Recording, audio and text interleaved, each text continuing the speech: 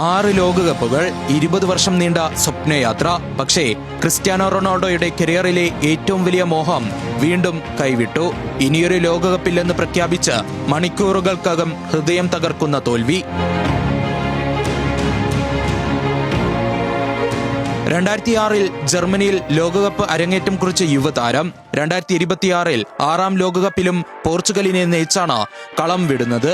5 ബാലൻദോർ, 5 champions league, euro cup, 2 വട്ടം Nations league.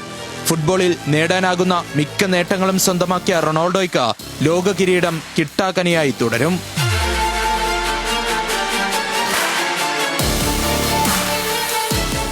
2006 semi final, 2010 pre quarter, 2014 group ഘട്ടം, 2018 pre quarter, 2022 quarter, 2026 സ്പെയിനിന് മുന്നിലെത്തിയപ്പോൾ 2010 തനി ആവർത്തനം. Knockout പോരാട്ടത്തിൽ കണ്ണീരോടെ മടക്കം. ഓരോ ലോകകപ്പിലും പ്രതീക്ഷയുമായി എത്തിയെങ്കിലും വിധി വഴിമുടക്കി. ഈ ലോകകപ്പിൽ ബ്രൂണോ ഫെർണാണ്ടസും ന്യൂനോ മെൻഡസും വിറ്റീഞ്ഞയും ബെർണാഡോ സിൽവയും റാഫേൽ ലിയോയും ഉൾപ്പെടുന്ന ശക്തമായ നിര കൂടെയുണ്ടായിരുന്നു.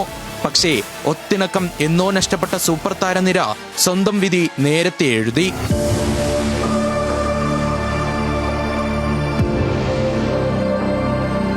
ലോകകപ്പ് ട്രോഫി ഉയർത്താൻ കഴിയാതെ പോയാലും ലോക ഫുട്ബോളിന്റെ ചരിത്രത്തിലെ ഏറ്റവും മികച്ച താരങ്ങളിൽ ഒരാളെന്ന സ്ഥാനം റൊണാൾഡോ ഇതിനോടകം നേടിക്കഴിഞ്ഞു.